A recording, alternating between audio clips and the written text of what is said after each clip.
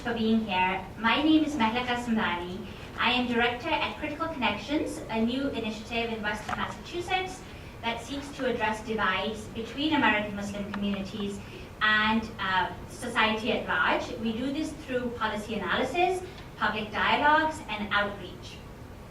Before we begin our actual program today, I would like to acknowledge the presence of Dr. Saud Anwar, and thank him for joining us today.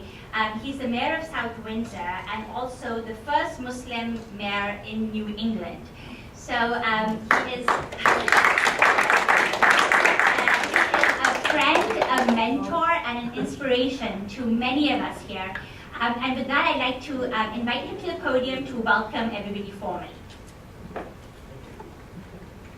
Good evening, everyone. Anybody who knows Malika, she doesn't need any mentor. You know that. Welcome to South Windsor. It's truly an honor that these two amazing organizations who have done some great work already. If you've not learned about the work that they have done, please look at their websites. They are doing some great work in the Massachusetts area, and when we had learned about some of the work, we said, you need to bring your expertise, your passion to South Windsor and in Connecticut, and there's a lot of good work that needs to be done. So we want to welcome Critical Connections, Malika Samdani, and the organization, and also the Karuna Peacebuilding Center. Again, the work that you guys are doing is something that's so much needed. It's the prescription for our communities over here to have a better understanding and have open dialogues. And then we're so honored with the speakers who are here tonight. It's Ambassador Omar Samad, welcome to South Windsor, and also Matt Waldman, welcome to South Windsor, and Scott, welcome to South Windsor via Skype. So looking forward to learning from you all, and I will come again later and have a little more conversation. Thank you. Thank you.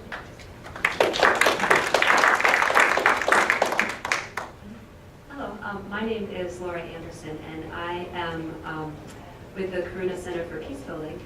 And we are based in Amherst, Massachusetts, and much of the work that we do is actually internationally.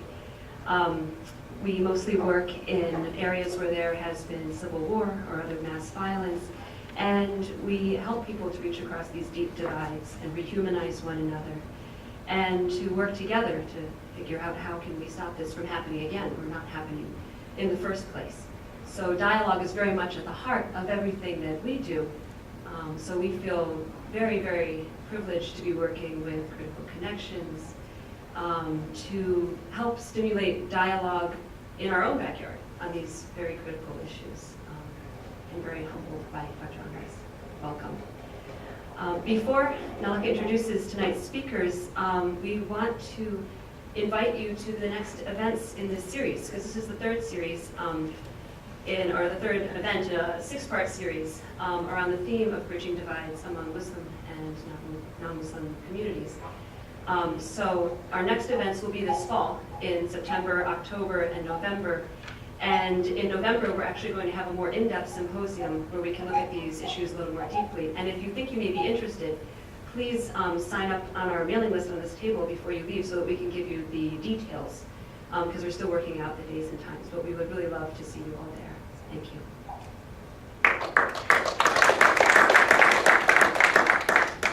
Thank you, Laura.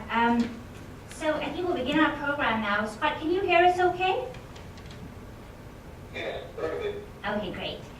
2014 is a critical transition year in Afghanistan.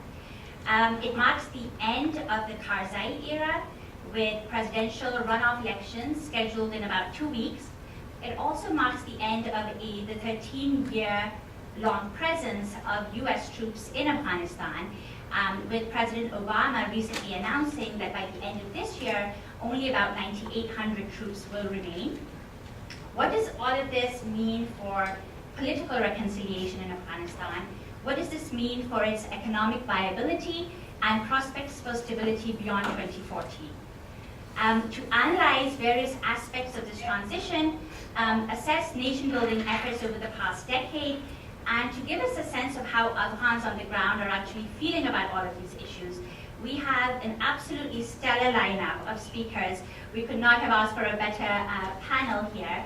And we'd like to thank all our speakers for being here and taking time out of their busy schedules I think I'll begin with Matt first, who has been so gracious and has driven all the way from Cambridge, or actually Ipswich, I think, in rush hour traffic to be here. He was recently in Afghanistan, and I think just recently returned, so he might still have jet lag, I'm not sure. Matt Waldman is a research fellow in the International Security Program at the Balfour Center for Science and International Affairs at Harvard. He currently conducts research on US foreign policy making, conflict resolution, and Afghanistan. Trained as an international lawyer, he first began his career as Oxfam's head of policy in Afghanistan in 2005. Mr. Waldman later went on to serve as Foreign Affairs and Defense Advisor in the UK and European Parliaments, and most recently acted as a senior UN official in Kabul, covering conflict resolution and reconciliation with the Taliban.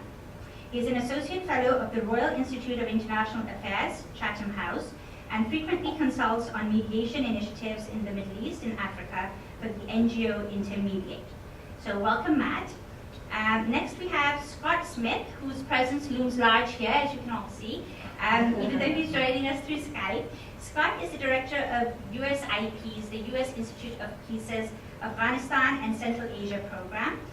Prior to joining USIP, Scott spent 13 years at the UN, focusing primarily on Afghanistan and democratization issues. He served as the Senior Special Assistant to the Special Representative of the Secretary General in Kabul, Senior Political Affairs Officer and Team Leader for Afghanistan in the Department of Peacekeeping Operations.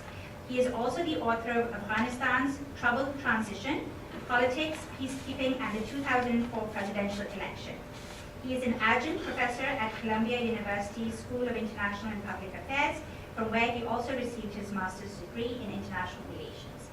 And last but not least, we have Ambassador Omar Samad, who joins us from Washington. He is Senior Central Asia Fellow at the New America Foundation and founding president of Silk Road Consulting.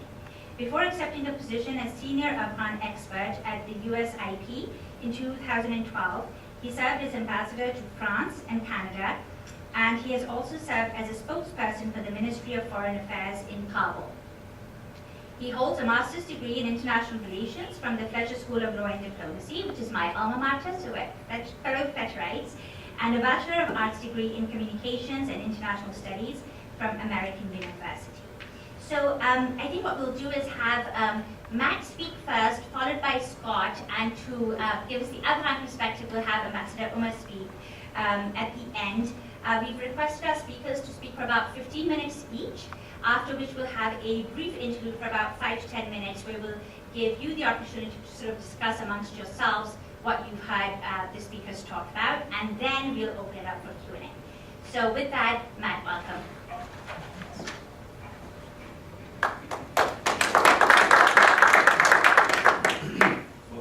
Thank you for that very kind introduction. And Scott, you have made a terrible mistake. The samosas are delicious. I was not invited. So I first of all just want to say that I took a little bit of time to look at the work that both of your organisations are doing, and was extremely impressed. I mean, the work that is perhaps closer to my experience is the work of the Karuna Center, and I think that is an excellent model.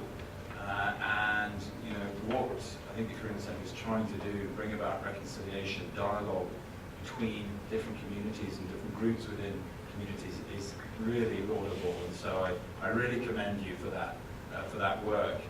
In fact, one of the ladies in Afghanistan who features on your website is somebody I met with only 2.5 weeks ago in Kabul, and she was part of the round table we were holding, Washman's Rock, that is. So, I mean, I knew that both of your organizations were influential, but it was quite impressive that you were able to persuade President Obama to give me a speech on Afghanistan a few days ago, which nicely sets us up for this discussion. I was hoping to just tackle 3 points. One is and I'll make 3 points in each of those. So one is the current situation.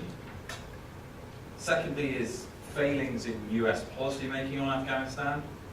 And thirdly, what the international community should do next, or what it can learn from the experience.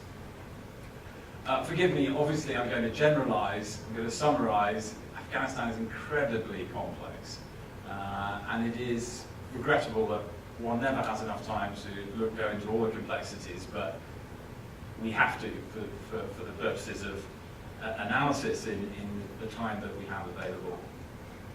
So first of all, on the current situation, three things.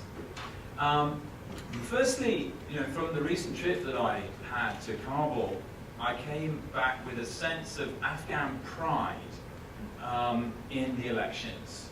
And we work with researchers who were talking to people, Afghans who voted in the elections, and they reported back on that sense of pride, that the Afghans had been in charge this time in the presidential and provincial elections, and that they had managed to do things well. This was their chance to defy the Taliban and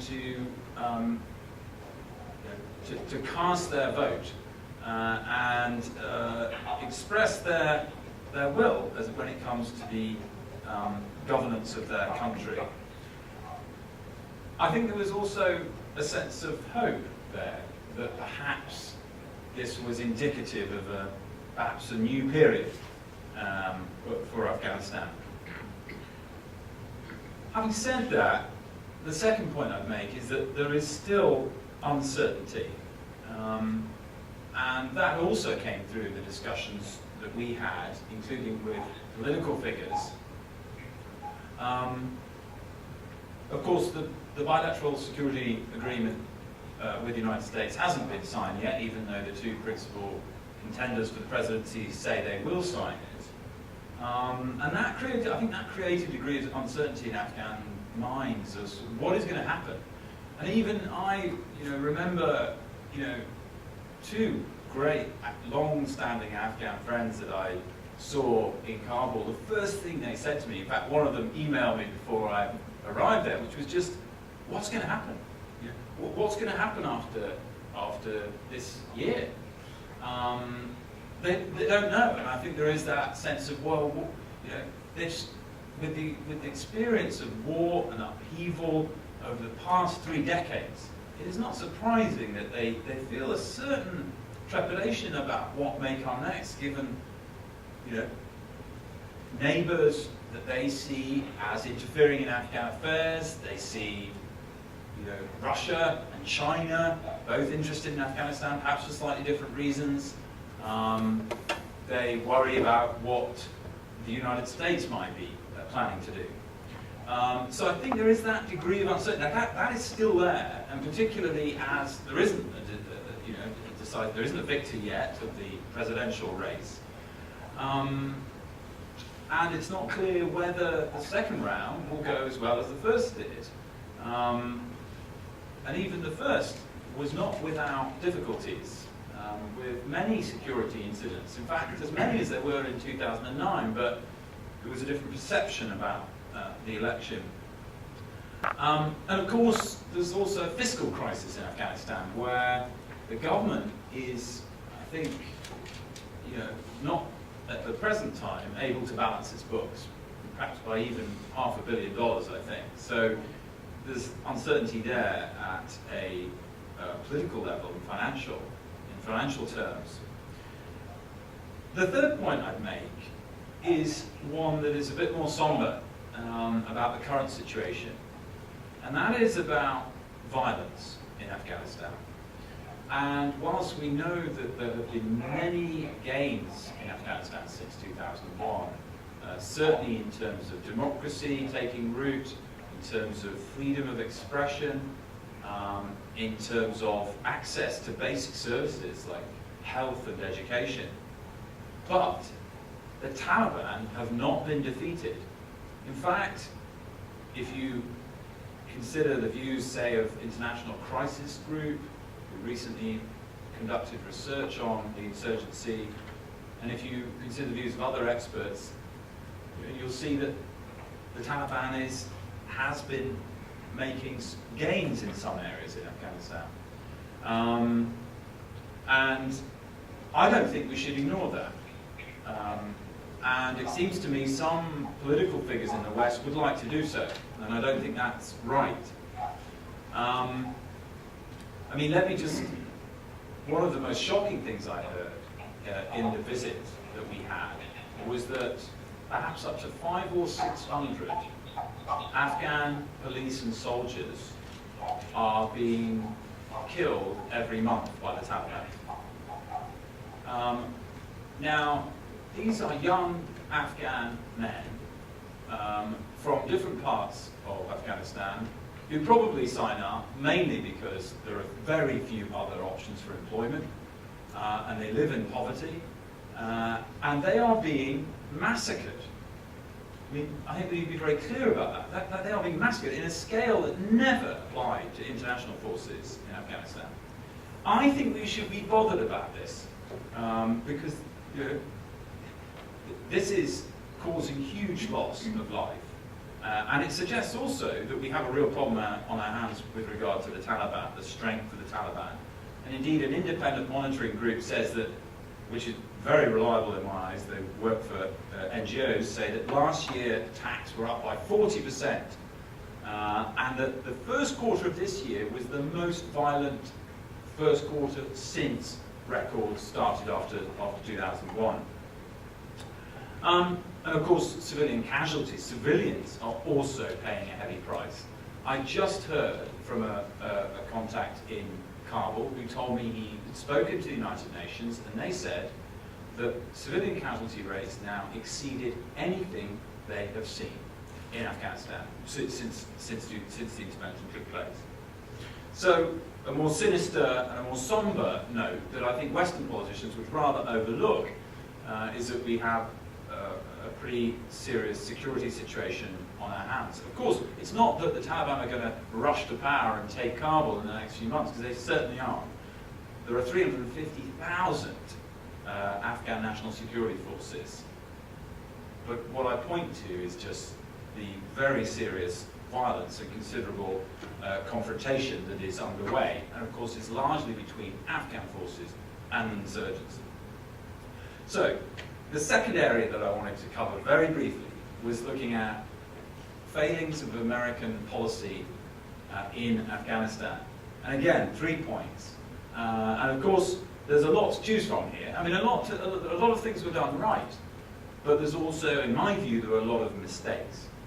But let's, just for a moment, if I might, just to think about what the structural errors are. So, not specific mistakes, not specific decisions, but what are the kind of structural, fundamental mistakes that we can identify, which is actually what my work at Harvard has focused on.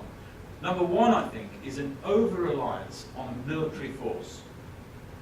The sense that, and this is actually, and I was being told this in my research by US officials, by very senior diplomats and military officials, I interviewed over 50 of them, who told me that there's a sense if you kill enough people, then what happens, what you're left with is better than what you had before.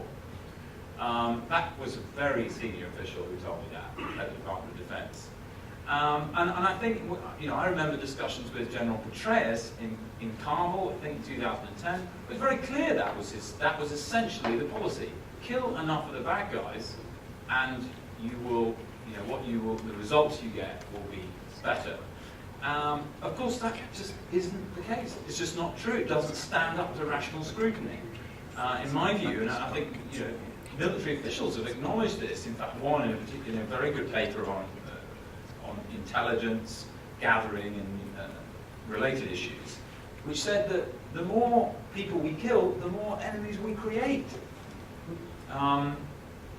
So I think that was a major problem. I mean, just within that, of course, you have to consider the civilian casualties that were caused. There were 2,500 Afghan civilians who were killed unintentionally mainly by the coalition between 2007 and 2010.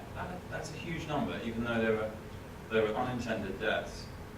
And finally, with regard to this point, I think that there wasn't sufficient willingness to say, does what we are doing achieve our principal goal. There wasn't at regular intervals that kind of rigorous analysis of, is what we are doing, in other words, attempting to defeat the Taliban, does that help us achieve our goal in Afghanistan? And I think there wasn't a serious enough consideration of whether that was really delivering the results that America wanted. The second point I'd make in terms of failings of policy making was, I think, an unjustified faith in resources and activity. There was a sense that, and again this came from the interviews that I did, that if you spend enough or you do enough, then you will make progress. And I think that led to unrealistic goals. If you look at the PRTs, the huge number of contractors, the vast amounts of money that were flooding into Afghanistan, actually it didn't help. I think that the extent that it came in, it just didn't help. In fact, what it did was perpetuated corruption, and it broke the social contract between local leaders and ordinary Afghans. If you like, it degraded accountability. And actually, I think it's perpetuated the wealth of the elite that are spread throughout the country, which probably generated resentments and dissatisfaction with the American effort by association. The third point I would make in terms of failings in policy making is, I think there was a failure to empathise with Afghans and with others who connected to this conflict. By that I mean efforts to get inside the minds of people who are affected or involved in the conflict. I don't mean just sharing the feelings of those people. I mean something quite different. I mean getting inside their minds. I mean understanding how they think, how they feel, and how they see themselves and the world around them. And actually, how they see us. In my view, that is one of the most important things that people intervening in a country like this need to do. Because if you don't understand how people see you, whether that's ordinary Afghans, government officials, or the Taliban, how do you adjust your policies to achieve the results you want? I'm not saying it's easy, but I do think that didn't happen. In fact, what did happen was we, I think, oversimplified the conflict. It was black and white. It was us and the government, the good guys, against the Taliban, all bad. And actually, there might be some truth in that, but that is just an oversimplification. There's a lot of grey in Afghanistan, in my view. And I think if we'd have tried to get inside the minds of the Taliban in particular, we might have realized that many of those people who fought with the Taliban actually perceived a foreign aggression. And that is a misperception. It wasn't what they thought America was doing in Afghanistan was not the truth. I mean, America was there for various reasons, but it certainly was not to conquer, to exploit, to subvert Islam, just ran Iran, whatever it may be. It wasn't there for those reasons, and yet that was how quite a large number of fighters actually, I think, how they saw the American presence. It contributed to the regeneration of the Taliban. And final 3 points on what the international community should do next. Well, number one is very simple, which is not abandon Afghanistan. And this happened before in the 1990s, and I think it's important that that doesn't happen again. I hope that America will give strong support to Afghanistan over the longer term. Not merely just next year, the year after, but over the longer term, and that it will be substantial support. And yet, I hope it will not be of the levels that we've seen in the last 6-7 years, which I think are just totally disproportionate.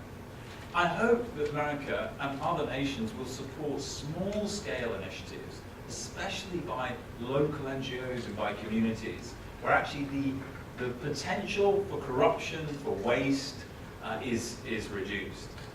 Secondly, I hope that America and other nations will support the establishment of a peace process.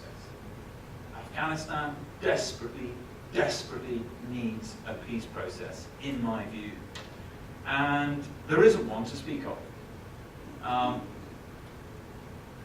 In every piece of field research and in every poll done in Afghanistan, the Afghan people have spoken of support, indicated their support for dialogue to ultimately resolve the conflict.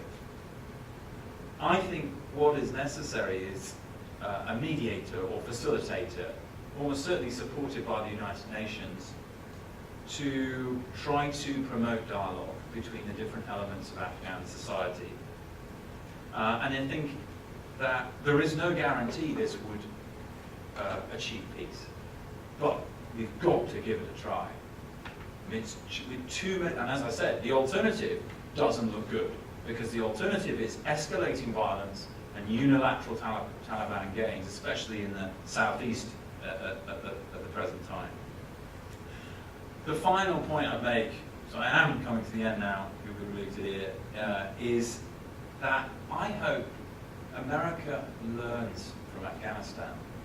And I think in some ways, perhaps President Obama's speech of yesterday is some indication that that has happened, because I think America should, and other nations, should be hesitant to commit to major foreign interventions without fully understanding what is involved, how people think and operate in that society, and whether America can actually bring a better situation for the people in that country, can bring peace and other benefits. I think this is not to say that America should not have intervened in Afghanistan, but I think there certainly needs to be a very rigorous consideration by America before committing to overseas interventions of what are the prospects here for success and what are the costs of doing so. And of course, I can't finish without saying, I think empathy matters. I think we shouldn't be afraid of empathy just because we know that it's somehow connected to sentiment and to feelings. It matters. I think it really matters. I hope America will be willing to try to understand other people, other nations, and act in the best way it can. Thank you.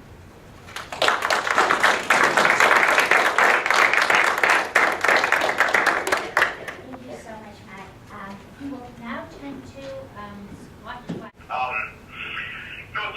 We're just going through the numbers, but basically, by the end of 2016, there will be 0 troops in Afghanistan. Now, the president in his speech said something very interesting. He said, this is how wars end in the 21st century, not through signing ceremonies, but through decisive blows against our adversaries, transitions to elected governments, security forces who take the lead, and ultimately, full responsibility. Now, if I had been the speechwriter, I would not have used that construction, because for me, it unfortunately reminds us of one of the most famous lines in English poetry, which is the concluding line to T.S. Eliot's The Hollow Men. This is how the world ends, not with a bang, but with a whimper. And I'm not sure if it was the president's intention to subliminally suggest that we're leaving Afghanistan with a whimper. And I think in the same statement, he went out of his way to describe the achievements that we've made, defeating Al-Qaeda, supporting Afghan democracy, extending opportunities to the Afghan people, and training and equipping Afghan security forces. So I think the way he wants his statement to be read by the U.S. population and by the Afghan population is as saying, look, we've accomplished enough in Afghanistan that our troop presence is no longer needed at the same levels as it has been, nor for a few long time.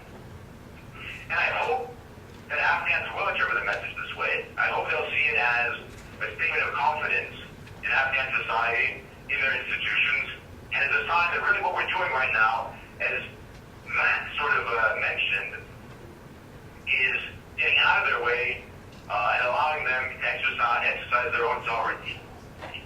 My fear, though, is that they'll interpret it differently, and perhaps negatively, and that this could have unfortunate consequences that might otherwise have been avoided. First of all, obviously the message I think was aimed more at the U.S. audience, but frankly, there are probably 1 in 25 or 1 in 50 Americans who listened and paid attention to the announcement, whereas I think there are probably a great many Afghans who were listening and for whom this obviously means a great deal. I think that we're at a very delicate moment. We're at a curious moment as well, policy-wise, where what we say, what the U.S. government says about its intentions, has a huge effect on building trust and on confidence Afghans have. Now, we also have to remember that the results that the president announced, or his decision, are in a context where not too long ago we were talking about a 10-year commitment to Afghanistan, and where around 12 to 15,000 troops was the low end of the presence. I think that the number 9,800 that the president announced would not generate that much fear and concern among Afghans, but I think this rather steep decline in terms of their withdrawal may begin to feel a bit like abandonment. And frankly, I'm hoping that Omar will also say something about this. But my fear is that the tone of the president's statement is more one of a sort of divorce than a transitioning of responsibility. One line I find particularly that plays into that sense of divorce when he says it's time to turn the page on more than a decade in which so much of our foreign policy was focused on the wars on Afghanistan and Iraq. Matt earlier pointed out the importance of not abandoning Afghanistan, but I think many Afghans will hear this and they'll say, well, you want to go back to the previous stage, which was the 1990s, when the world really didn't care what happened to Afghanistan, and when terrible things were happening in Afghanistan. The timing of the announcement, I think, is also a little bit curious. The White House officials stressed in a briefing before the president spoke that much of the decision had been taken by what they described as, which is true, the excellent performance of the Afghan security forces during the election, and the fact that so many Afghans had voted, as the president said, defying threats to determine their own destiny. Now, this is true, and it's important, but I'm wondering if the White House might have drawn the wrong conclusion from the election, or a premature conclusion. You have to remember something that Matt also alluded to, which is the past year has been the past 12 or 18 months have been extremely traumatic for the Afghan population. 2014 sees the end of almost every visible, recognizable feature of their political life of the last 13 years. It sees the significant drawing down, the removal from the Afghan countryside of international forces. I think this is welcomed, but it's nonetheless a big change. They see a reduction of the civilian commitment and development aid, which has been announced and which has already begun to occur. And they see the end of the only president they've ever known, Hamid Karzai, who several months from now should be handing over power to the next elected president. So this is, I think, traumatic. And a lot of people thought that this transition might not happen. A year ago, when I was in Kabul, a lot of people didn't think the election would actually happen. I think a lot of people were surprised that it did happen, and it happened on time, and it happened under such good conditions. The effect of this trauma and of this fear has been a huge amount of hedging behavior which has taken place in the last year or so, which has had a big effect on the economy and a big effect on Afghans' confidence in the future. Can you still hear me? Kevin? As I said, a lack of confidence that I think began to be turned around by this first round of the election, which was an extraordinary event, as Matt pointed out. Many predicted a low turnout. Many predicted that the Taliban would totally undermine the election. Instead, we had an overall quite a good result and at least a wave of hope across the country. And one of the problems that Matt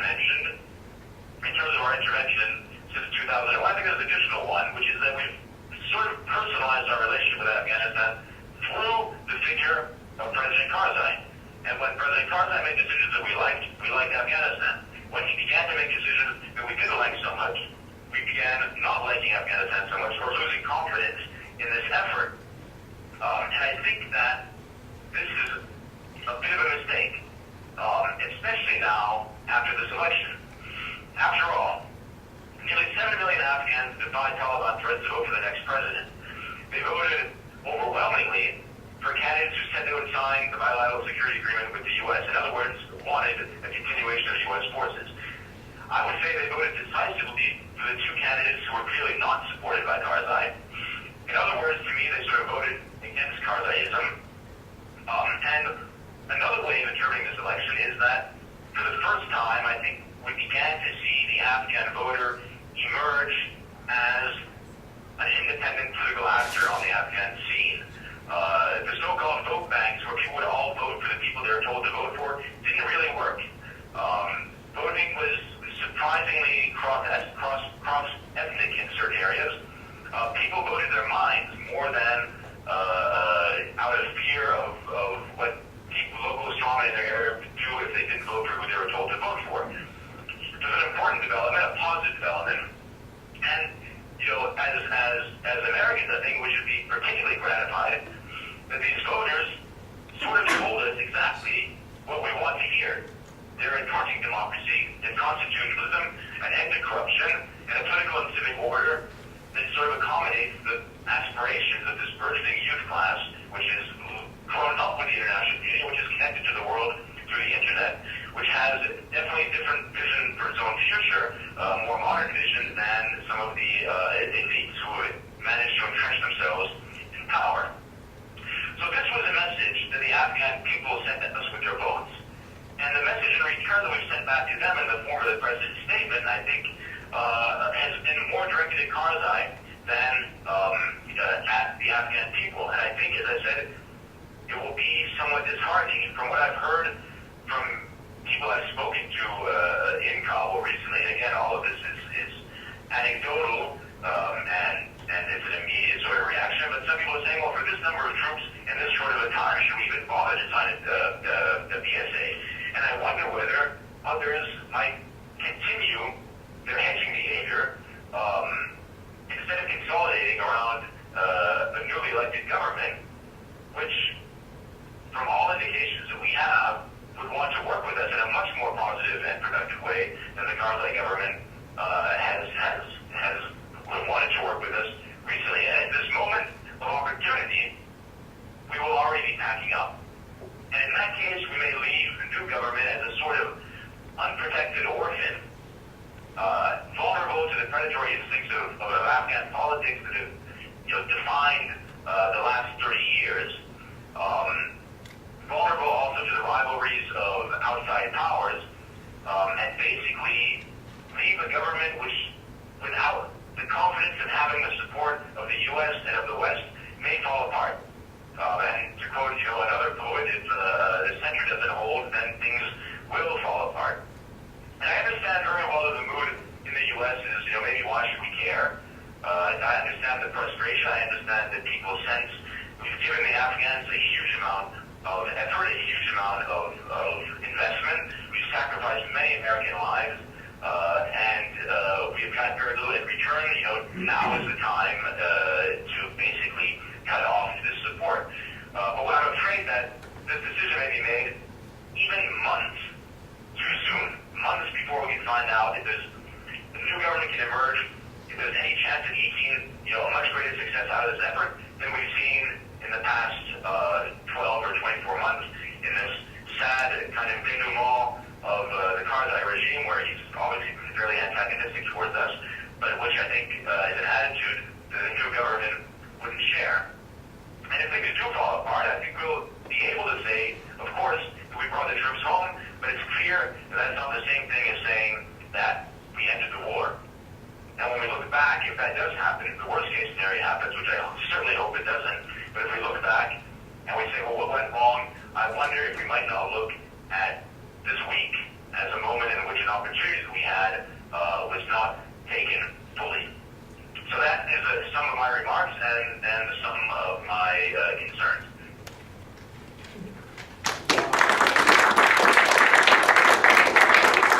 Scott, you've been such a trooper. If you can just hang in there, and we're going to ask Ambassador Samad to speak now, and I'm going to bring the phone over to the mic so that you can also hear the conversation. Thank you. I wanted to know Okay.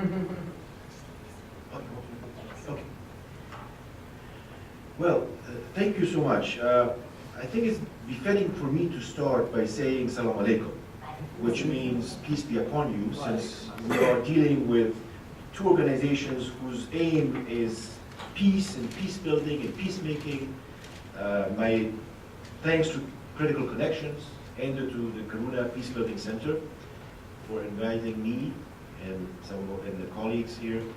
I was on my way here. I was trying to think when was the last time I was in Connecticut, and I was taken back to 1985 when I came here, the 24-year-old activist, promote, if you want to call that, or advocate for Afghanistan under the Soviet occupation, and I gave a lecture at Yale and I think the University of Connecticut, because I was told, and please correct me if I'm wrong, that they have a very good basketball team. Yes. Okay, good. So I have it right. So That this hasn't changed. it hasn't changed. Good. It might have been my lecture. You see, I say this because I want to spend a couple of minutes about what was remarked earlier about yesterday, today, and tomorrow. I want to spend a couple of minutes about yesterday. I don't think that we can understand today, and I don't think we can shape tomorrow without having a proper understanding of yesterday. I am of the belief that as an Afghan, who at the age of 18 saw the communist coup in Afghanistan firsthand, so close up that I was meters away from the presidential palace when the coup took place, because as it happens, my Afghan French high school happens to be next to the presidential palace. So every time there was a coup in Kabul, people like I witnessed it. I also remember the 1973 coup that saw the end of monarchy. So you have to obviously try to tap into the psyche and the mind and the memory of an Afghan before we start talking about what to do and what we did and what was wrong and what wasn't. Afghanistan, first of all, let me say, prior to 1973, and especially prior to 1978, for at least 2 to 3 generations, was a peaceful, was a peace-loving, was a moderate, tolerant, slowly developing society and nation, where there was no indication whatsoever that there were ethnic rifts, religious rifts, or regional, or sectarian, or ideological. For those of you who probably have read or have traveled, or you know people who have during those years, they will attest to it. A tourist could have entered Afghanistan through the Iranian border and walked across Afghanistan, male or female, without ever feeling threatened. It would have been welcomed by Afghans. This notion that some people are floating around that Afghanistan is a society that has always been at war with itself, that this is a tribal society where tribes have always, well, yes, when the British came, yeah, Afghans did whatever they could in the 19th century and early 20th century to defend themselves. They were somewhat successful, somewhat not successful.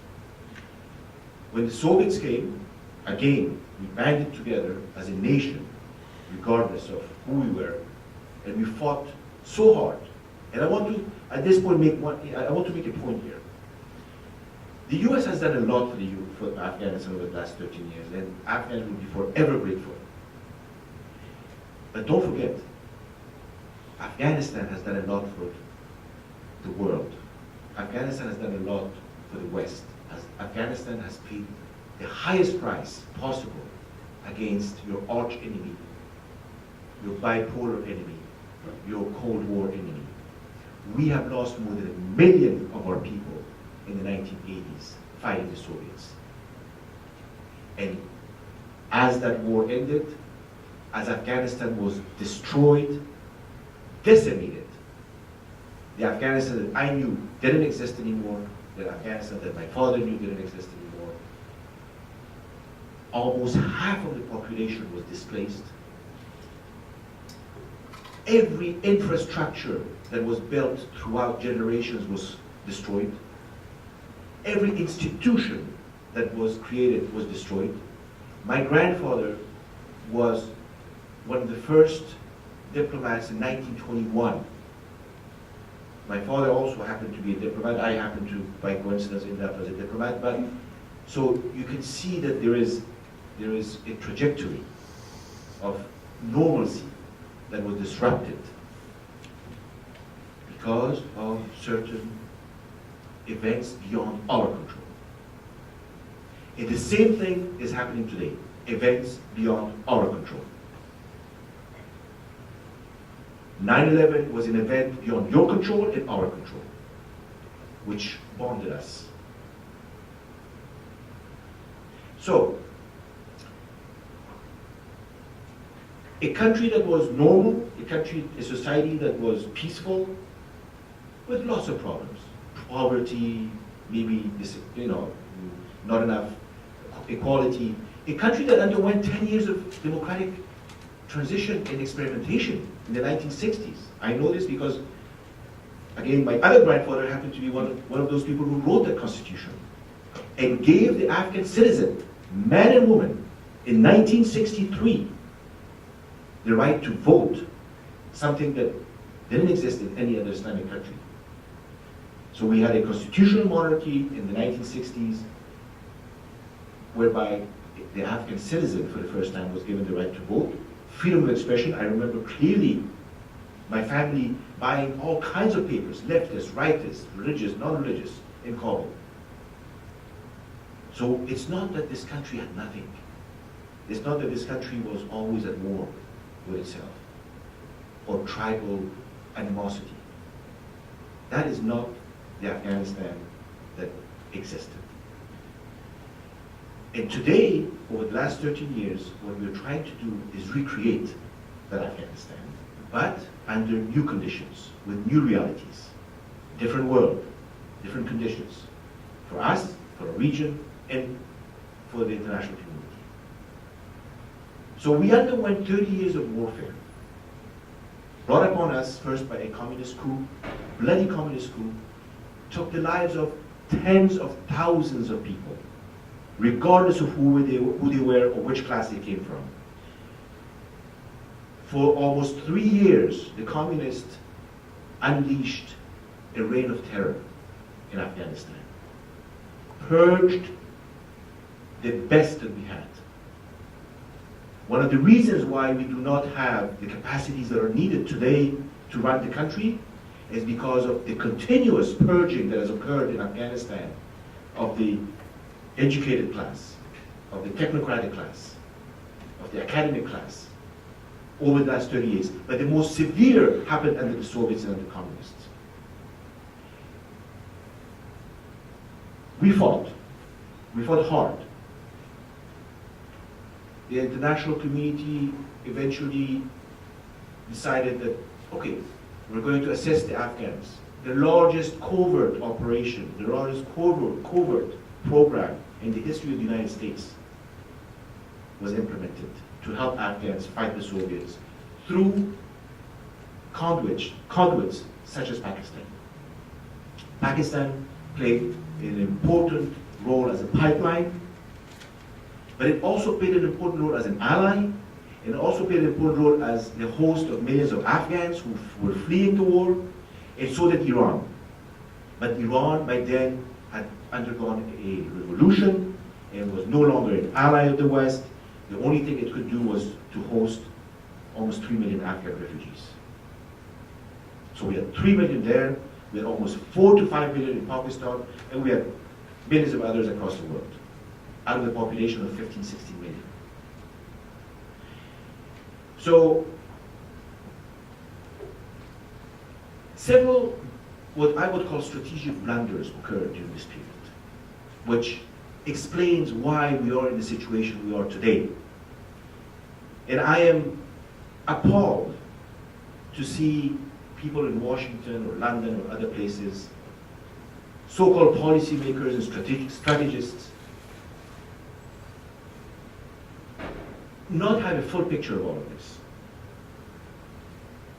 or be influenced by certain narratives that are no longer rooted in realities. Number one blunder was that first, the Americans did not believe they could win in Afghanistan. It took them a while. By 1985, 86, that Reagan realized that this is a place where we could probably bleed the Soviets. But that was the only purpose, to bleed the Soviets. Revenge for Vietnam. And they did, not by sending American forces, but through 1 million Afghan lives. We didn't do it for them, we did it for ourselves. It was our country. And we did not accept that kind of aggression by anyone, let alone the Soviets. This is why when the Americans came in 2001, the Afghans didn't see that as aggression. We know what aggression is. We know what occupation is. The lady from Latvia probably can attest to that as well. She's shaking her head. So to us, the American and NATO presence in Afghanistan is very different from what the Soviets did in Afghanistan. Very different.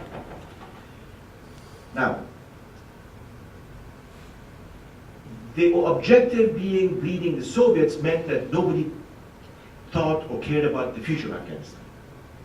What happens as soon as the Soviets were defeated? And as soon as the Soviets were defeated, it was total disengagement from Afghanistan. Total. From billions of dollars of covert assistance in the form of arms, all the way to Stinger missiles, to shoot down Soviet planes and Soviet helicopters, to aid to refugees and assistance to people inside the country, it went to zero in 1989-90, as soon as the Soviets left in 89. Number one blunder. Afghanistan had no conflict resolution. Afghanistan did not have a peace settlement. Afghanistan did not experience rebirth. It fell into a vacuum. What kind of a vacuum did it fall into? The worst kind. A vacuum of chaos, radicalization, extremism, and neighborhood contest and meddling. We had lost, we had no central authority anymore. We were divided into 7 factions in Pakistan, 6 factions in Iran, and God knows how many so-called warlords who were back then were called freedom fighters, by the way, and people applauded them for what they did, inside the country. No political order was put together. And here, we have to also turn our attention to those who made this happen and promoted this agenda. I know there are a lot of Pakistani friends. This has nothing to do with Pakistan, this has to do with Pakistan's policy. Pakistan's policy and Iran's policy, and many others in our neighborhood, all the way to Saudi Arabia, and Uzbekistan, and Russia, was to keep Afghanistan boiling and in fire for their own short-term strategic gain. And look at the situation today in Pakistan. Look at the situation in Central Asia. We do not know what will happen to Central Asia tomorrow. Look at the situation in Iran. And look at what happened since then with the growth of terrorism of all shades, of radicalization of all shades. None of this existed 25, 30 years ago.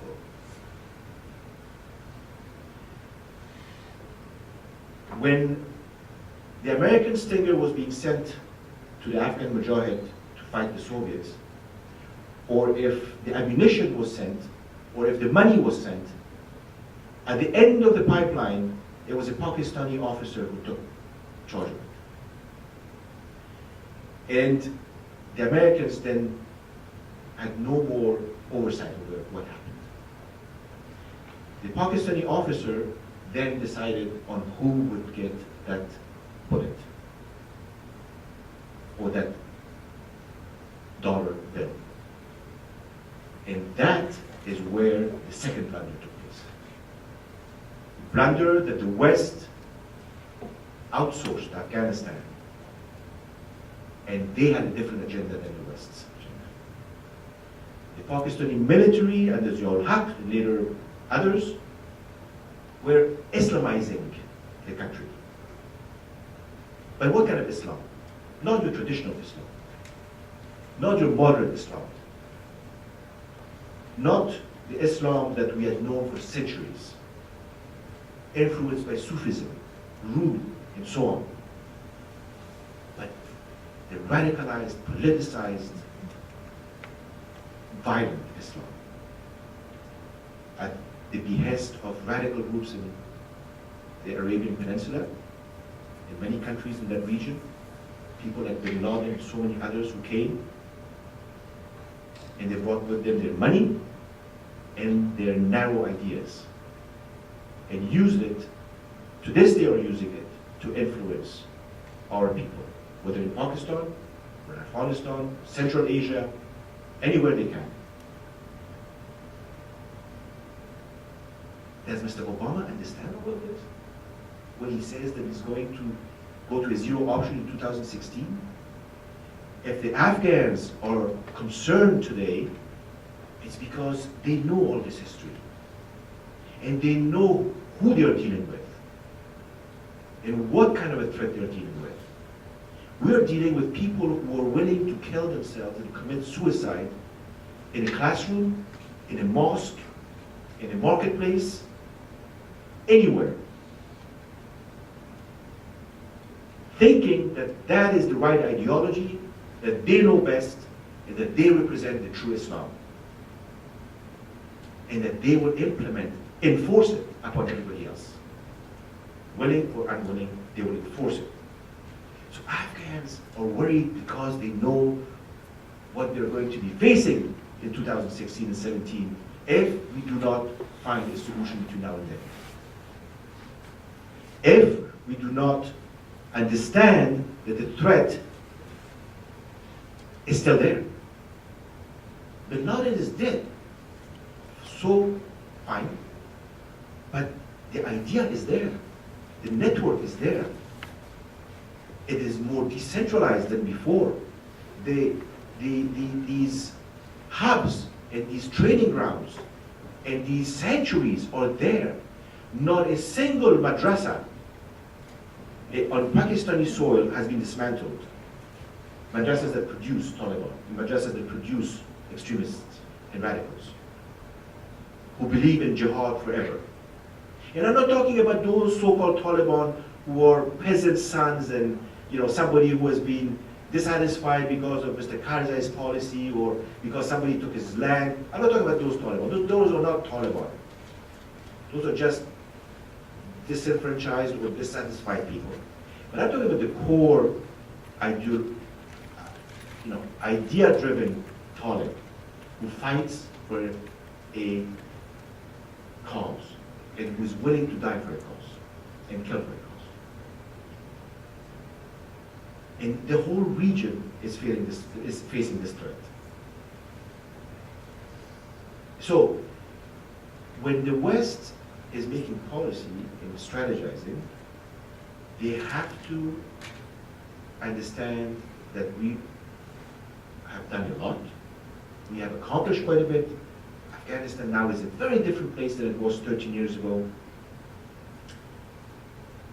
The previous speakers spoke about this, the gains, the progress that has been made, and the fact that the Afghans are going to, at least now they realize that they have to obviously coalesce and mobilize against the threat that is facing them over the next years. And I think that Pakistan has no other option but to do the same thing. I don't know how on earth Pakistan is going to continue to deal by one day saying, I'm going to talk to this guy, next day saying, no, we're not going to talk to this guy, one day saying, well, I'm going to use this guy against this guy. You're wasting your time. They're not going to go away, and they're not going to be weakened by these little tactical adjustments. So, what we do not want to happen is that in 2017, when Mr. Obama is out of office, and he thinks that his legacy has been written saying that he ended 2 wars, that there will be another calamity. We do not want that to happen for us, for our neighbors, or for the West, or for anyone. So, the question is, will we be able, between now and then, given this timeline, given this agenda and this new strategy, to enforce and reinforce and consolidate Afghanistan? Will we be able to, at the regional level, create real cooperation, real, sincere cooperation, stop this proxy warfare of trying to use extremists and radicals and jihadists for other reasons? And you know exactly what I'm talking about, whether it's in Afghanistan or whether it's in India. Try to resolve your issues with India through other means. Try to resolve your issues with Afghanistan through other means.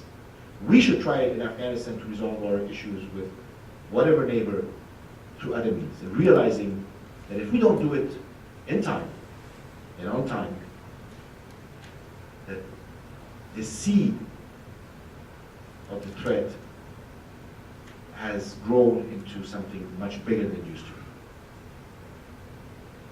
be. And we have not been able to defeat it. The only way we could defeat it is to mobilize and to take measures that can really change the situation. And I'm talking about education. I'm talking about peace building that works in that part of the world. Because peace building in one part of the world is not the same as another part of the world. In one cultural context is not the same as another cultural context. In one conflict zone is not the same as the other conflict zones. So we can empower our women, empower our youth. Today, Afghanistan's youth is 65 to 70% of the population, the same in Pakistan. And they want something different. They don't want this recipe, they want something different. And so how do we, as responsible people, give it to them? So those are the questions, the main questions facing us, and I hope we can have further discussion about this. Thank you.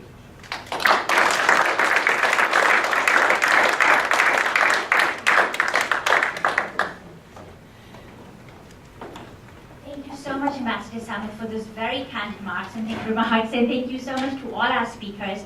What we normally do, and what the Karuna Center is really good at doing, is sort of facilitating small group discussions following speakers' remarks, and that's what sort of sets us apart from other events. But because of time constraints, we thought perhaps it might be a good idea to go directly into questions. And so what we'll do is sort of start collecting a couple of questions and sort of take it from there. So Scott, are you still with us? Okay, wait. Are you there, Scott? I'm there, yeah. Okay, great. So, whoever the question is directed to, we can sort of, and I will take the phone and put it down here. Who would like to start? Yes. Okay, well, I want I'm from Pakistan, and as you mentioned, do I need a microphone? Yes, I'll just speak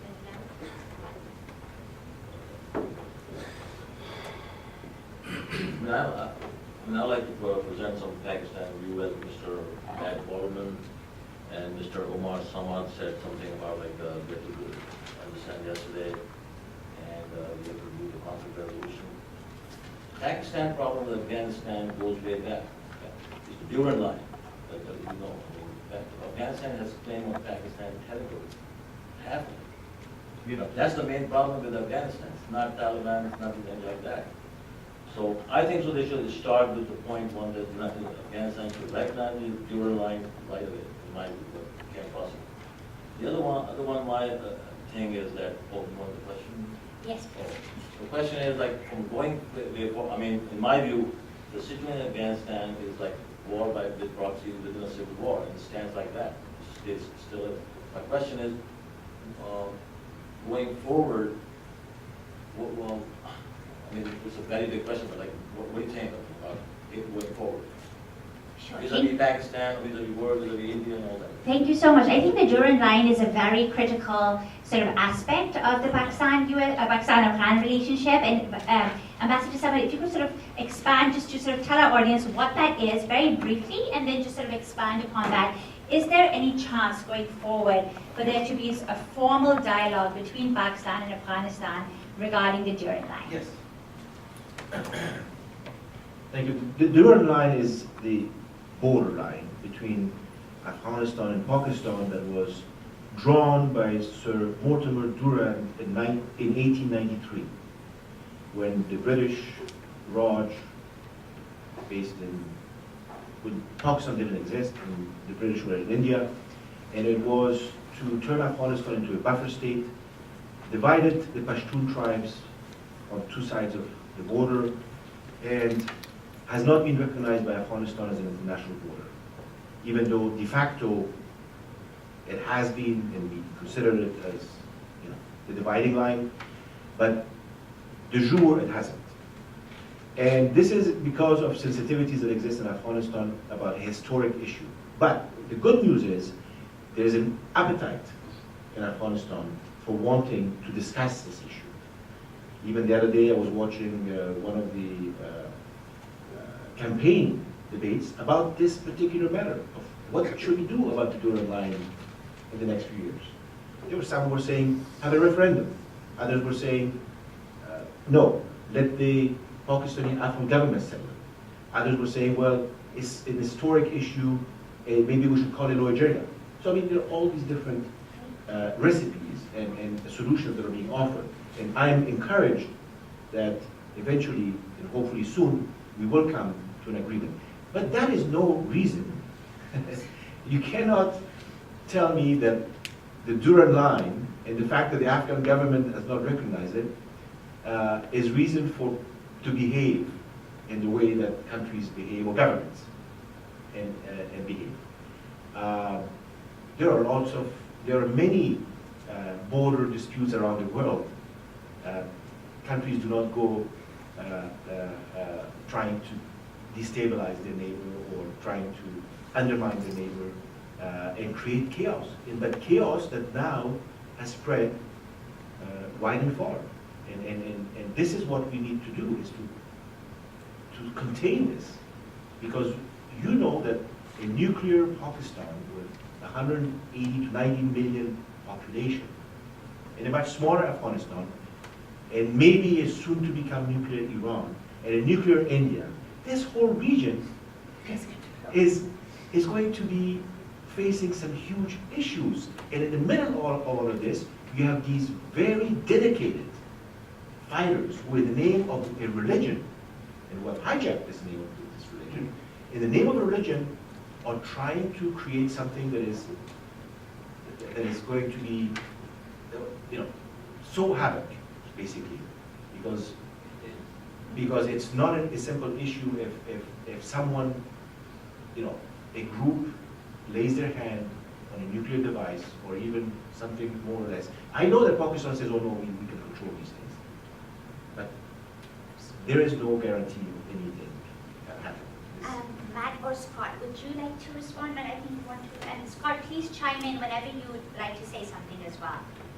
Just a short comment, which was that I think it's important to try to understand why Pakistan, especially Pakistan's military, has taken the steps that they have of what we know is providing sanctuary to the Afghan Taliban and giving support to them to a point. And I think that is to do with Pakistan's fear of India. It's to do with their rivalry with India and the fear that, that there could be a strong India-aligned government in Kabul. And that is in their view, that is an unacceptable threat to their national security. Why do they think like that? And if we empathize, why we try and get inside the mindset of Pakistani generals, why do they think like that? Well, I think you've got to remember, Pakistan is a very young country that has been through 4 major conflicts with India, one of which led to the loss of half of Pakistan's population, now Bangladesh. And that, I think, has very significant implications for the way that Pakistani military figures actually perceive Afghanistan and the threat that they face from India. Now, objectively, do they really face such a threat from India? Many of us would be skeptical. Many of us would say, well, no, India is not going to invade. They would limit any kind of cause of suspicion that India supporting insurgent groups in Balochistan. I mean, but some people, independent analysts say that is the case. But I think most people feel that the threat is somewhat exaggerated in the minds of Pakistani military officials. But it's there, and it's real for them. And I think that suggests that actually engaging with them with that reality in mind is probably a more constructive way forward. And I think that there should be a discussion between leaders from Afghanistan, Pakistan, and India about the involvement of both of those neighbours, Pakistan and India, in Afghanistan. And I think that may lead somewhere. Thank you, Matt. Scott, would you like to say something in response to that, or should we take? I agree with both Matt and Omar said too. But the problem is, this policy of using these extremist groups by Pakistan to advance their own interest in Afghanistan, whether it's to prevent India from getting a foothold, as Matt suggested, or for some other reason. The problem is this has been going on for some time, and what I'm afraid of is, even if you do reach an agreement, can you put these groups back into a box? I think it was a Pakistani academic I was reading recently who was suggesting that, a lot of times once these groups begin to act and begin to acquire power in the name of a cause, even to resolve the root issues of the cause, sometimes the power is more attractive, and it's not always easy.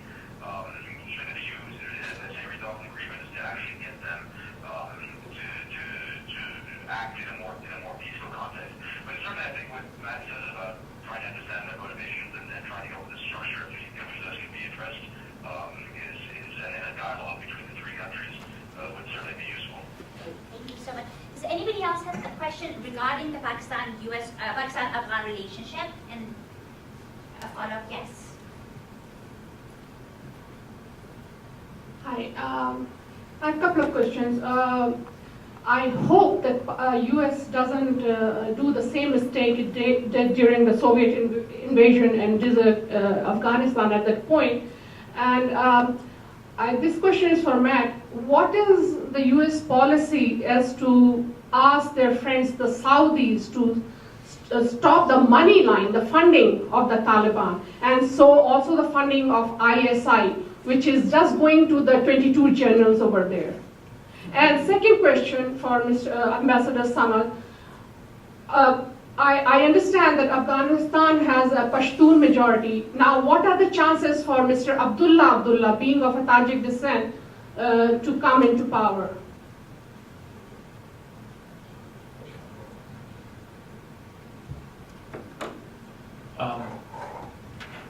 In terms of American support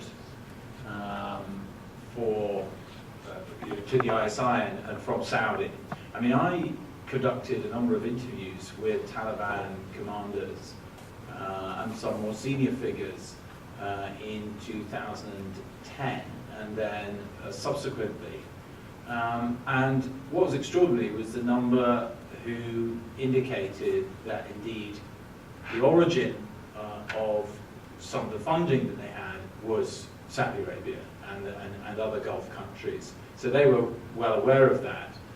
Their understanding was that the Pakistani military was not only tolerated this, but in some cases facilitated this flow of money, as you suggest. Of course, it is, it's somewhat of a mystery to them that to the Taliban commanders that America has been providing the Pakistani military with $2 or $3 billion every year since 2001. And it's a mystery indeed to many, many Afghans who are familiar with the arrangements that exist and support that the Pakistani military provides to the Afghan Taliban.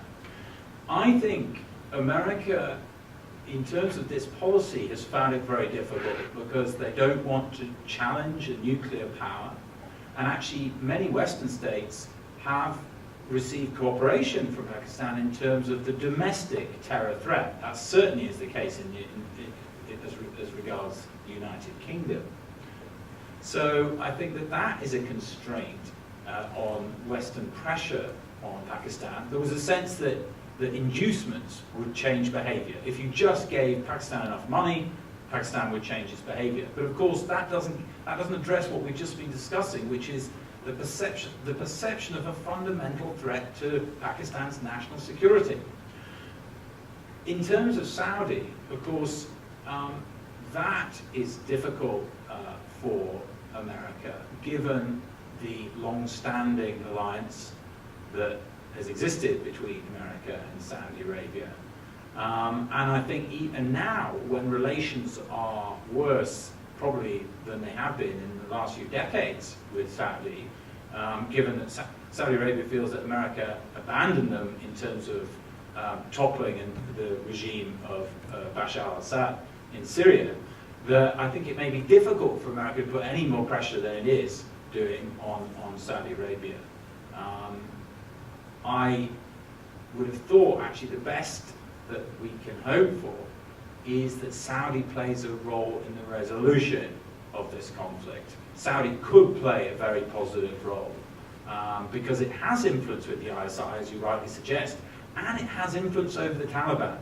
They very often refer to Saudi as the sort of ideal case.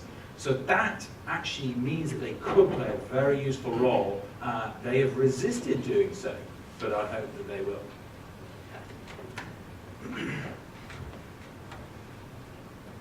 Before I answer your question, ma'am, I just want to ask one question that in 2014 today needs to be asked by Pakistanis in Pakistan. If they have a choice today, would they consider India as a bigger threat, an India that is seeking more than anything else business ties with the world? Or do they consider India as a bigger threat, or do they consider this growing radicalization, all these different jihadi outfits, as a bigger threat? Which one? I mean, this question is being posed today in Pakistan, and I think Pakistan has a window of opportunity that is unfortunately shutting, but it still exists, to decide as to whether they're going to go with that perception of the 60s, 70s, 80s, or they're going to come to a new perception and adopt a new perception that is rooted in today's realities, for Pakistan's sake. To answer your question, first of all, Abdullah is of Pashtun heritage, but he has been obviously spending most of his adult life first in the battle against the Soviets as part of Ahmad Shah Massoud, a Tajik commander's group, and then he rose within those ranks. So his main constituency is Tajik. But what you see in Afghanistan since 2009 the 2009 elections, and again in the first round that just took place a few weeks ago, you see all these candidates, regardless of their ethnicity, breaking those barriers and breaking down those barriers. If you look at the numbers, even though there was fraud to some extent, but if you look at the numbers, you see Abdullah having double-digit support in Pashtun provinces. In some cases, even higher than Ashraf Ghani, his main rival. And if you look at Ashraf Ghani, you see him as having very strong support in certain non-Pashtun regions of Afghanistan. So as I was saying earlier, politics in Afghanistan is shifting, it's changing. There is less identification with your ethnicity or your religion or your region.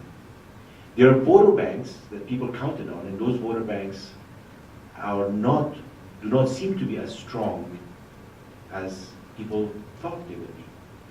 And I think this is very good news for Afghanistan. I think that it takes time, for a society to come back to a normal state of thinking, a normal state of politics.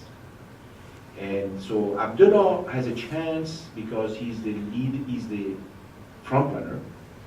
In the first round, he received almost 45%, whereas the second front runner, Ashraf Ghani, has received 31.5 or so. There is a gap between the two. They are in the middle of the second round campaign right now. The one issue that both are very fearful of is fraud that would undermine the legitimacy and credibility of the elections. And they're also a bit concerned about whether Mr. Karzai, at the end of his term, might engage in some kind of game or ploy, however you want to call it. If we are able to have an election, a second round, which is going to take place on June 14th, if elections are viewed and seen and felt by the Afghan population as credible enough, not perfect, but credible enough and legitimate enough, then I think Afghanistan would have taken a huge step forward in the transfer of power from one president to anyone. And this would be historic. Now, whether it's going to Abdullah or Ashraf Ghani, in both cases it will be historic. And that's to the extent I can answer this question. Thank you. Scott, would you like to say something, or should we move on to the next question? No, thanks for talking. I totally appreciate Omar's final 2 points there, and I think just to underscore how transformative this would be in the region. Look at the Central Asian republics. They still have Soviet-style elections where the leaders get elected with 90%, and in many cases not much open electoral competition. Look at Iran. It had, in 2009, a very difficult election, had a very particular democracy, again with limits on who can compete and not compete. And then Pakistan itself, which only last year had its first transition of one democratically elected government, which fulfilled its first term to its full term to the next democratically elected government without a coup in between or some sort of hiatus. So for Afghanistan, after only 12 years of democratic development, to have this transition would be extraordinary. And I hope it happens, and I hope that Karzai and the palace and the state stay away from influencing the election, and that the voters turn out, and that the electoral institutions improve even their performance on April 5th, compared to April 5th, which was already much better than compared to 5 years ago. Great. Thank you, Scott. Questions?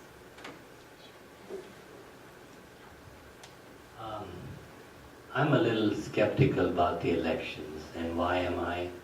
Look at Libya. Gaddafi's gone. You got turmoil. It's nuts there. There's no control. The government is not controlling stuff. Morsi's gone. That was fair elections, according to the press. Suddenly he became Islamist and a bad guy and Muslim Brotherhood, and now you got Sisi replacing him. So-called democracy. And I would say that the Egyptian population is quite literate compared to the Afghani population.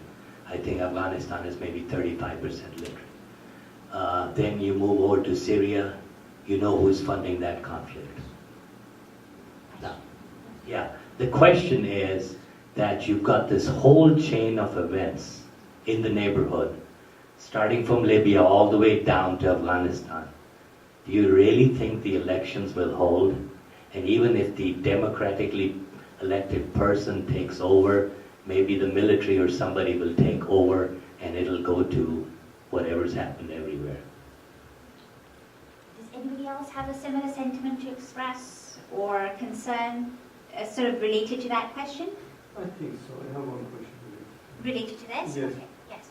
My feeling is that although we are dealing with conflicts and problems of local area, but in reality, there is significant evidence that most of the conflicts that are going on are related to two factors.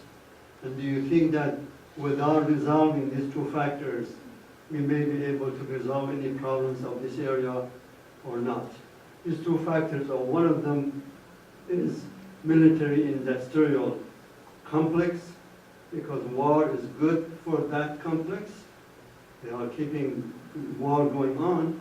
And second thing is very obvious double and triple standards of foreign policies of the United States and of the Europeans. We may have voting, we may have election, but majority of people are resented. They are against these two factors which are going on. When you refer to the military-industrial complex, you were talking about the U.S. military-industrial complex. The West. Korea. In the West. Yes. Similar As part question? of, yes, sure. Yes. Thanks a lot. Of course, democratic elections do not a democracy make. The question really is the capacity. I know the professor mentioned the fact that the two challenges ahead, which of course are the violence, how do you control the violence, and the economic fragility. So my question is, democratic elections, fine, but what is the capacity of the then government to meet these two challenges, and what do they need to do? Because that's going to be the key, really, to what happens in Afghanistan. Who wants to take that? Scott. Scott, they're putting you on the spot. Yeah. Yes. Yeah, okay, I'll take two of those questions. One, elections are not democracy. My beginning analysis of the election, beginning a year ago in Afghanistan, I expected there would be a lot of fraud. I expected they would be elite controlled. I expected they would most likely be successful, not necessarily in advancing democracy, successful in holding the elite consensus together. Why? Because the Constitution has proven to work to keep these together, because everybody's benefited from this. Because, as Omar pointed out with such eloquence, all of these guys have been through a lot of fighting, and they're much better off without fighting, and they accepted the rules of power as prescribed by the Constitution, which also required for the elections to be held and for Karzai to not be able to contest. So I had a very minimal threshold of what would be required for these elections to work, and that was for the elites to agree to have them, for the elites to agree on the results of them, and then to carry on with the next ruler. What happened, in fact, was much more positive. It was that people came out. People didn't want to express their democratic rights. They didn't want to emerge as an independent actor. They didn't want to send certain messages to their leaders and to the international community. And they did it with great bravery. I think that's an advance. It's not a democracy. I would say we have certain problems with our own election holding here in the U.S. and our own democracy. Every democracy has a problem that is perfect. But I think that we have to give tremendous credit for how far they've come in what is a very short time. Now, it is a valid and relevant question to say, well, what kind of capacity does the government have? The new government wants to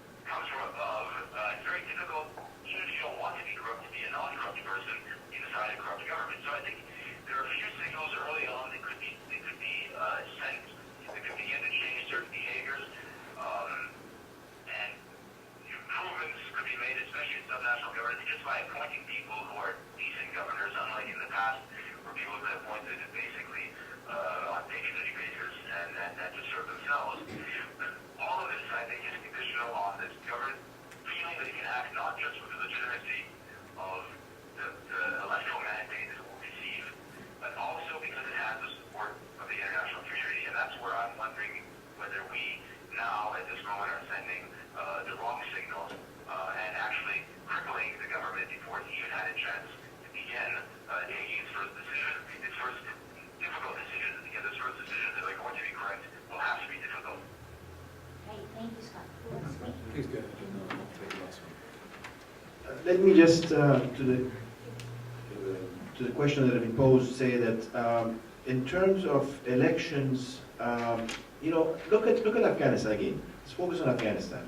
In my generation, I remember a constitutional monarchy, then a authoritarian republic, then a Marxist-Leninist regime, then an Islamist factional regime, then a radical Islamist Taliban-style regime, then followed by a democratically inclined government and system.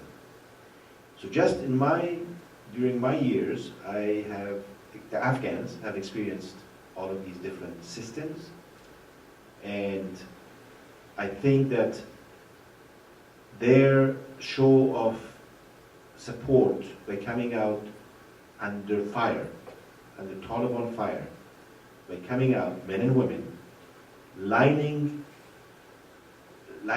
you know, to go to the ballot and put in their ballot forms, and knowing that it's dangerous and that they could get their fingers cut if caught, is an expression of, is embracing something new, something that now they believe in, and they think is better than compared to anything and everything else they've had. And they look at their options. What are the options? And they see that right now it's either going back to a Taliban-style oppressive regime, or a military-style, somebody mentioned that, a military-style takeover, or trying to develop what has already been created. And I think that decision has been made by the Afghan people. So whether we like it or not, this is the path. Now, of course, things can change this, but this is the path that the people have chosen. They gave a strong message to Karzai, saying we've had enough of you. They gave a strong message to the Taliban, saying we really do not appreciate, you know, all this violence, and we do not buy your theories and your ideas. They gave a strong message to the region, saying, you know, we're not as backward and as illiterate as you think. It's one thing to be literate, it's another thing to be politically savvy.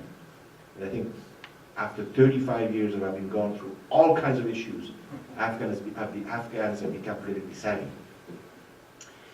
And they gave a strong message to the international community. I'm not sure Mr. Obama was listening properly or not correctly, but the message was, we want engagement.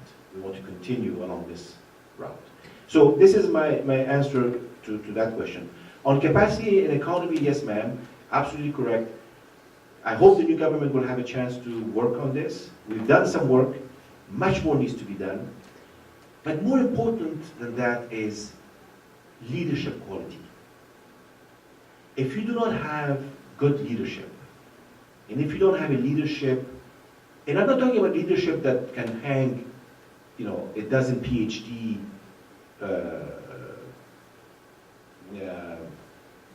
what do you call it? Diplomas on the wall.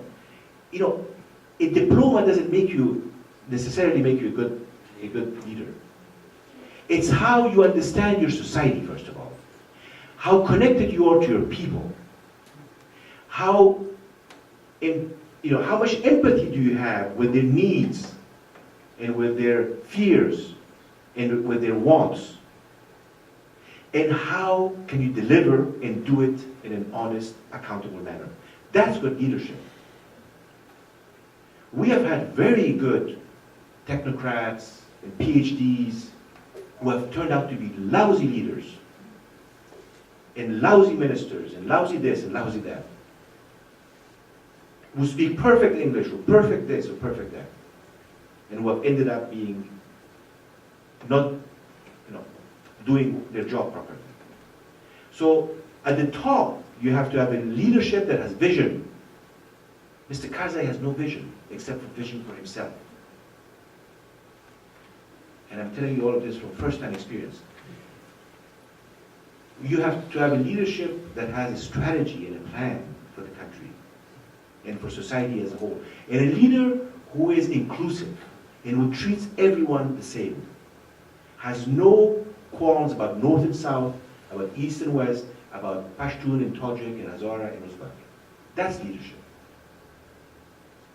Not people who pretend to do so, to be so, but who are not in reality so. So Afghans have learned all of these things. And this is the reason why they're voting the way they are voting. On your subject, sir, it's too complex for me. Not only is the military-industrial complex, but the question is a bit complex, because I don't think that we in Afghanistan, again, we in Afghanistan, and I respect your question, but we in Afghanistan, again, as I told you, we've crossed all these different political, ideological frontiers. I remember living under the communists and what they were telling us about the world, about the US, and all these conspiracies that people have and still have. And conspiracy theories that are fed. Some of them through the name of ideology, some of them through the name of, religion, culture.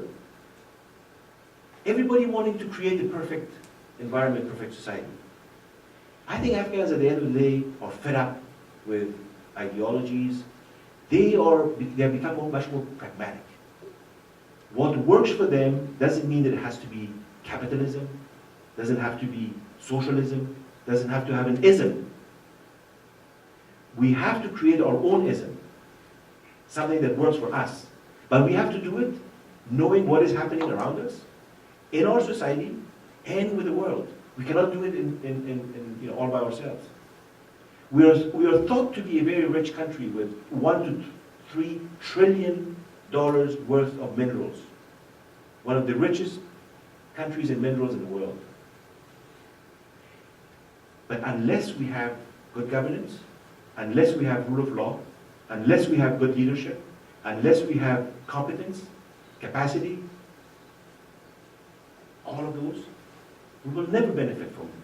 And unless we have good relations with our neighbors and with the world, we will never be able to use it, in the proper manner.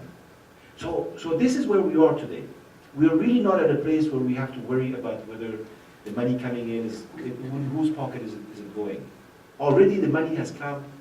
So much money has come that nobody can keep track of it in Afghanistan. They don't even know where the money went. So I know that time is limited, but it's a very interesting question. Isn't that the result of these foreign policies and So I think Matt, I think, wants to respond Yeah, to that. I will give Matt, and we can have this discussion later on if you want. Well, I think excellent points been made by Scott and Omar, I think, on those issues. I'll just add only one or two remarks. I think that in terms of how does this end? What about the violence? I think that is a very important question, one that we cannot overlook. And political leaders do tend to play that down. It's better not to give attention to such high levels of fatalities. And they are higher now than they have ever been since 2001. If you just listen to President Obama's speech, you wouldn't think that that were the case. But there are very significantly more people, men, women and children, soldiers, civilians, officials dying now than they were in 2012, in 2009, in 2007, all years that we've thought this is terrible and this has to stop. So that is one of the reasons that I believe that it is worth investing in a peace process. Because I do not believe that the Taliban will be militarily defeated, especially when they have sanctuary in Pakistan and where they have all of their training camps, where they have strong support, where they plan their operations, where they're able to equip themselves, assemble munitions, and move across the border into Afghanistan and so on. Now, what does that mean? I think what you need to do is establish a very frank and trusting dialogue between many different stakeholders, but it certainly needs to include, I think, Taliban leaders. And actually, it might put them under some pressure, because the Taliban need to explain to the Afghan people why it is that they've been imposing this violence on this country. So it is time, and in fact, I think that the Taliban are frightened of democracy. I think that, they're not disconnected from the population. They saw people going to vote. They watched as thousands of Afghans took risks to go and vote. And actually, I think that explains why there wasn't a single suicide attack on an electoral installation or rally or queue or other kind of meeting. And that is because they know this is the Afghanistan of the future, and they cannot intimidate, attack, or bomb Afghans back into the 1990s.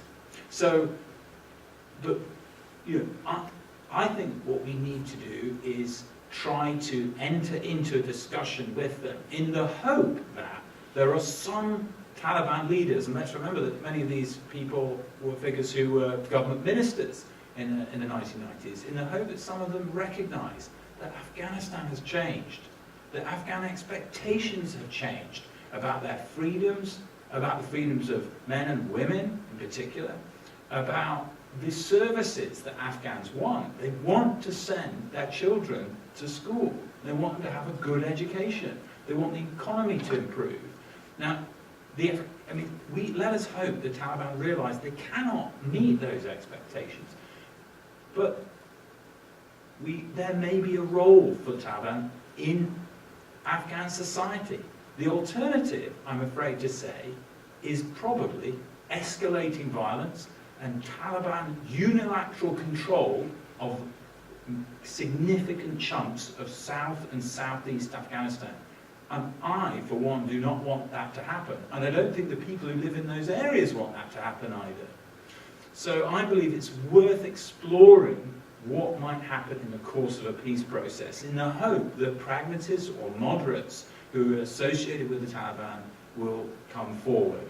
That may happen, it may not, but I think we should certainly give it a chance.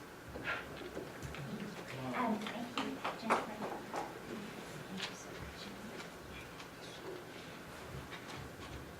It seems like there's general consensus amongst the speakers that the timetable that President Obama laid out is perhaps a little too aggressive and may risk repeating the errors of 1989.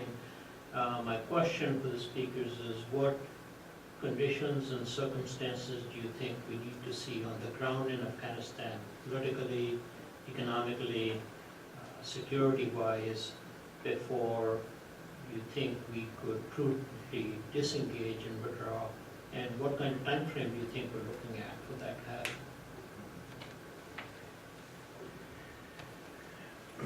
Very good question. I think that there are two critical factors. One is the economy, something we haven't talked a lot about. The other is security and the security forces of Afghanistan. I think that it's absolutely critical for the Afghan security forces, numbering now almost more than 350,000, to reach a certain level of competence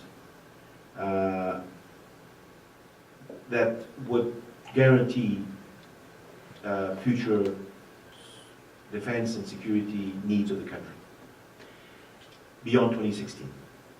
For that to happen, there is a commitment that was made in Chicago at the NATO summit two years ago, whereby the international community in NATO says that we will stand by help in terms of material, equipment, training, mentoring, and so on and so forth, for almost a decade. But then since then, this timeline has changed and has shrunk, actually. And this is where we need more clarity. The question that I posed was, how can Afghanistan have effective forces without a small air force that can also do the job of supporting the ground forces? And the answer came back yesterday to me from the NATO headquarters in Kabul saying, we aim to do this by 2017. So we need to ask those questions in order to be able to get pledges and commitments and answers. On the economy, very important, a new government will inherit a huge mess in Afghanistan, corruption being one factor. But they will also inherit a government that does not stand on its feet, that cannot raise enough revenue, of course, even for the country's fiscal needs, and a government that is still beholden to foreign assistance. There is another international commitment made in Tokyo 2 years ago that says we will continue to stand by Afghanistan for another almost 10 years also. What we do hope is that in this case, with levels of assistance going down compared to what it used to be, that the international community, and this is not just the US, it's about 60 other donors, will continue to do what is necessary to make sure that the Afghan economy does not crumble and implode. Scott, did you want to add to that?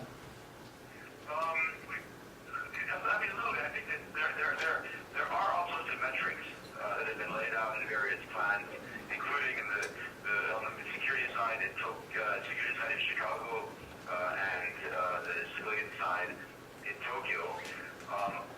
I would frankly just like to see whether or not a new government begins to take the steps that sort of turn the situation around, improve governance, and then see where things go from there.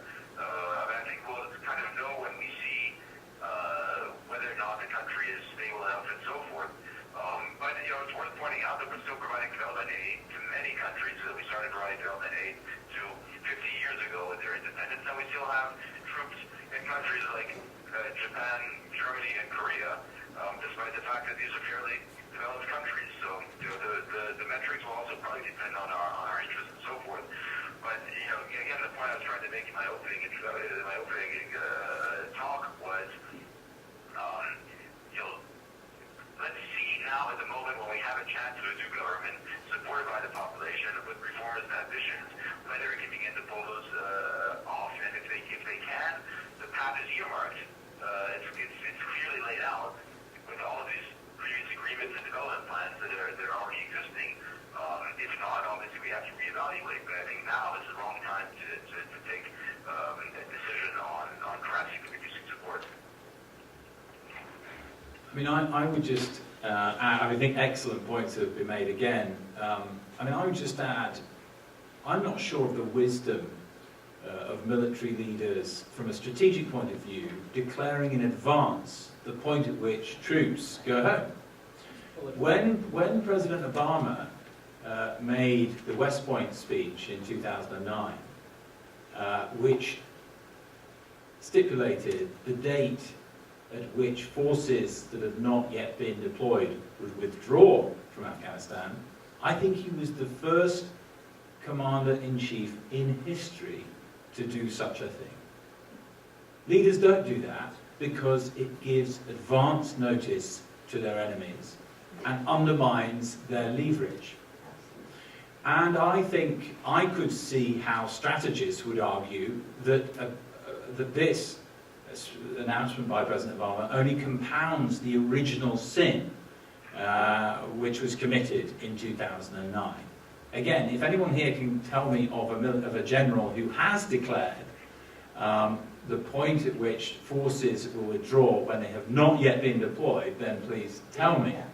I think that my great regret is that the United States did not use the leverage that military force can provide to push the Taliban towards a negotiated settlement. After all, the Taliban was saying they claimed that what they were fighting for was the withdrawal of foreign forces.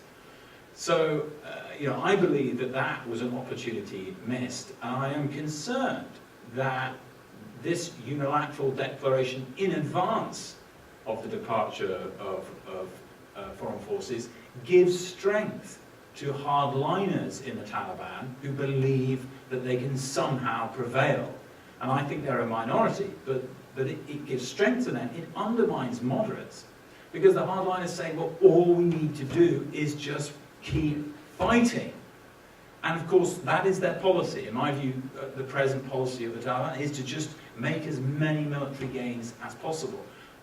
I believe it would have been far better for America not to lay out in advance its military plans, because actually we want the Taliban to be unsure about that. You want to put them under some pressure to come to the table. And, as I said, I believe, and my answer to your question would be that the time that America can start to step back, I think, is, in addition to the points that the speakers have already made, is when you have a stable and structured peace process underway, when it seems that violence is diminishing, when there is the prospect for a political settlement that is inclusive, and when Pakistan is on board with that settlement. So we need the buy-in from senior figures in the insurgent movement, as well as in the region. And I believe that that is possible, but to make major withdrawals, reductions, downscaling, as we have seen before that takes place, I think it involves a very considerable degree of risk. And from my point of view, the real risk is for Afghan civilians. They're the ones who are paying a higher price than ever before.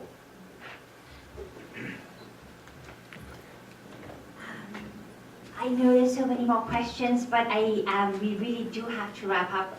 Marietta has been so kind in terms of hosting us here at the library, and she does have to go to New York City at 5:30 tomorrow morning. So I think we might have to wrap up. If you can take your questions to the speakers later. I'm just going to give the mic now. I'd like to first thank all of you so much. I think you were just absolutely exceptional.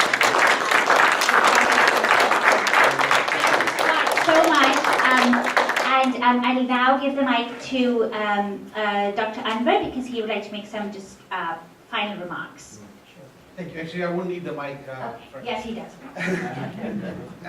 Again, as a mayor of a town of 26,000 people, I think it's relevant from the community's perspective to recognize that there are over 2,000 Americans who have died in the Afghanistan war alone, the American perspective, and about 10 times more people have severely been injured. And then thousands and thousands of civilians and other individuals have died in Afghanistan. The Afghani citizens, innocent people, have died in the process. If we were to go back in a time machine and then go back in 1988-89, when policies were being made which resulted in deep impact to the fabric of our country here, you would say I would not have been disengaged. But here we are, at the same time again, as a society, disengaged. And that's actually unsettling for me as a citizen, as a community member, because we cannot do the same mistakes again and again and remain disengaged from what policies our country is making on our behalf, which are going to go against our own DNA, our own ethics, and then have the results that we actually can pretty much predict. So, and I don't think we would have been fortunate to be a community in Connecticut to have this conversation had it not been for the two organizations who have come together. It's my honor to recognize them, and I wanted to start with the Karuna Center, and I have a proclamation for you guys. The Karuna Center is our effort as the town of South Windsor to recognize and proclaim the Karuna Center for Peacebuilding is committed to development and implementation of innovative, sustainable strategies for conflict transformation and community reconciliation. It is an honor on behalf of the Town Council to provide you with this proclamation.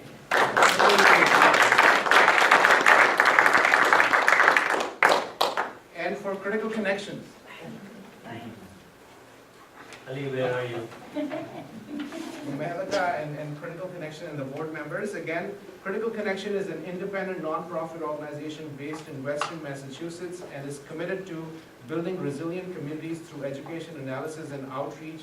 And they have crossed the border to come to Connecticut. Thank you We're so honored much, to- Dr. Edward. Thank you. And for our guests who are here, I actually have the coins of Town of South Windsor, which makes you a South Windsor resident. You can't vote, but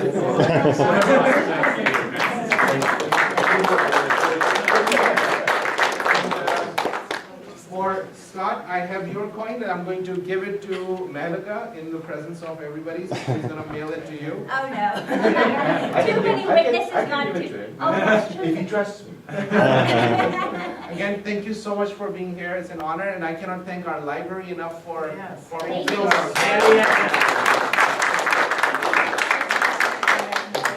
Thank you so much, Scott.